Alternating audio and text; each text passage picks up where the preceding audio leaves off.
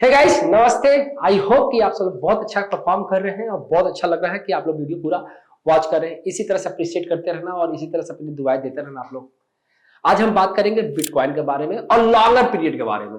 रोज रोज का जो अपडेट है वो मेरे से हो नहीं पा रहा है, तो आज हम लोग बात करेंगे बिटकॉइन के फुल, जहां से प्राइस चला था वहां से अब तक का। तो मैंने डेटा ले रखा है वीकली एनालिसिस का, क्योंकि वीकली एनालिसिस लेना पड़ेगा, क्योंकि पूरा डेटा के लिए ये चार्ट, ये जो पैनल है ये कवर नहीं हो पा रहा है। तो जब से ये स्टार्ट हुआ है तब से, मतलब देखो, जब भी प्राइस अप साइड जाता है या डाउन साइड जाता है, तो अगर किसी चीज का कंपेयर करना होता है हमें, तो फॉल का कंपेयर किया जाता है। उसको बोला जाता है अल्टरनेशन। इक्वालिटी की कंपेरिजन नहीं की जाती। इक्वालिटी में कंपेरिजन इसलिए नहीं की जाती क्योंकि उसका डायरेक्शन ही सेम होता है, लेकिन इसका डायरेक्शन सेम नहीं होता है। ये जो फॉल होते हैं, ये फॉल हमें ये डिसाइड करते हैं कि अगला स्टेप क्या हो सकता है, लेकिन इंपल्स हमको कभी डिसाइड नहीं करने देते कि अगला स्टेप क्या हो सकता है। ठीक है, तो जैसे कि आप यहां से देखोगे, 2014 में प्राइस का जो फॉल आया था वो अप्रोक्सीमेटली 86% के आसपास आया था। और एग्जैक्टली अगर यहां पर बात करते हैं 18 में, तो 18 में भी प्राइस 84% ही फॉल हुआ है। ठीक है, और करंट की हम बात करते हैं 2020 में, 2020 का जो फॉल आया है वो फॉल अब तक का मतलब ये अब देखोगे तो ये किसी सबऑर्डिनेट का फॉल मुझे लग रहा है, इसीलिए मैं इसको कंसीडर नहीं कर रहा, क्योंकि ये 40% ही फॉल था दैट टाइम। लेकिन मेजर जो फॉल आया वो 86 84 के आसपास आया है। तो जब कोई भी करेक्शन बराबर के टाइम, बराबर जैसे कोई भी करेक्शन बराबर की तरफ आना शुरू कर देते हैं, तो उनको बोला जाता है सबऑर्डिनेट फॉल। ठीक है, तो आप यहां पे भी देखोगे तो ये जो फॉल आया करंट में, ये भी फॉल 77 के आसपास है। मतलब अगर हम इससे और इससे कंपेयर करते हैं तो तकरीबन 10% के आसपास का फॉल जो है भी दिख रहा है कि हो सकता है, वे पेंडिंग है। अब बात करते हैं कि आगे क्या हो सकता है। आगे का जो मूव अगर हम देख रहे हैं, तो यहां से जो फॉल आ रहा है ये 3 मूव में। अब इसको मैं अगर आप इसको डेली के टाइम फ्रेम में देखोगे तो 3 ही मूव है इसमें। इसमें आपका जो मूव देख रहे हो आप, इसमें 3 ही मूव है। देखो, ये पूरा फॉल।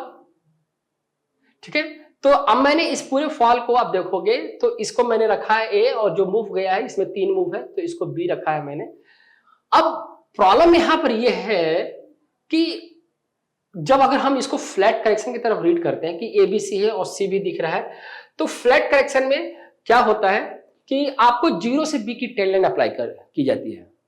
मतलब जीरो से बी की टेल लाइन अप्लाई करोगे और उसी टेल लाइन को आप कहां रखोगे, ए पर।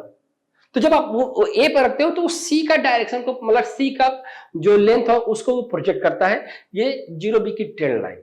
ठीक है, तो मैक्सिमम टाइम वो ब्रेकआउट हो सकता है, हो जाता है। तो आप देखोगे तो ये ब्रेक डाउन हो गया, क्योंकि डाउन साइड में आ रहा है। इसके बाद प्राइस का जो अप साइड जा रहा है, ये अप साइड जो है ये इस जाको इसी ट्रेंड लाइन को जाकर ये रोक रहा है, इसी ट्रेंड लाइन को रोक रहा है। तो कहने का मतलब ये है कि ये ट्रेंड लाइन जब तक क्रॉस नहीं होता, जब तक ये ट्रेंड लाइन क्रॉस नहीं करता, आपको क्या करना है कि अब आपको बाई से बचना है। थोड़ा सा बाई इस भी स्टॉप करो, या फिर एक काम करेंगे कि जब ये क्रॉस करना शुरू करेगा तब बाई करेंगे।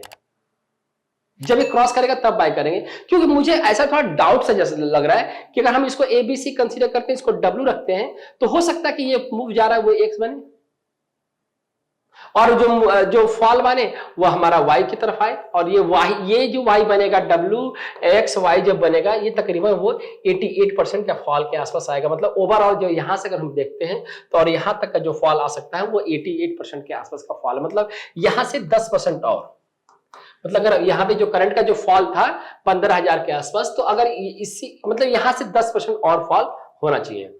डब्ल्यू ये हो गया और ये मूव एक्स हो गया, तो अगर ये फॉल आता है तो ये वाई बनेगा, तो 10% का फॉल, मतलब और हम एज्यूम कर सकते हैं कि 10% और फॉल जो है आ सकता है। ठीक है, तो मेरा ये मानना है कि अभी अभी अगर आपके पास लॉन्ग पोजीशन है तो थोड़ा सा बुक करके बाहर हो जाओ, कोई पोजीशन मत रखो, ना लॉन्ग रखो, शॉर्ट भी नहीं रखना है। क्योंकि अब ये जो डाउन साइड जो मुझे दिख रहा है कि अगर ये डाउन साइड आता है तो ये लास्ट डाउनफॉल होगा।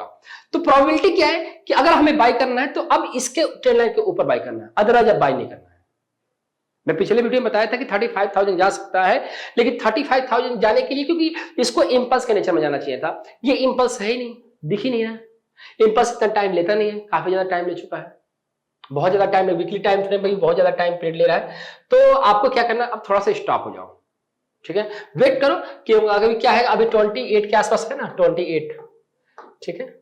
तो आपको क्या करना है, अगर आप शॉर्ट कर सकते हो तो शॉर्ट करना चाहते हो शॉर्ट कर लो, लेकिन जब इसके ऊपर प्राइस जाना शुरू कर दे तो अभी एग्जिट हो जाना है, ठीक है, और लॉन्ग पकड़ लेना। अब जैसे इसके ऊपर प्राइस अगर आप बाय करते हो तो फिर ही नए हाई के आसपास, मतलब इसका भी हाई जो है ब्रेक होगा, क्योंकि तब तब जाके ये प्राइस जो है आपका बेयर 50 में इंटर करेगा।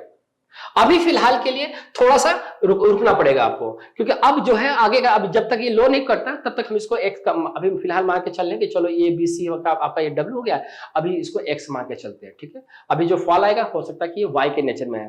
तो जो पहले की वीडियो में शूट किया था कि उसमें बताया था 35,000 के आसपास, तो उसको अभी वो तकरीबन उससे प्रॉफिट दे दिया, तकरीबन 8-10% बढ़ भी गया था, और अभी इसको स्टॉप करते हैं, ठीक है।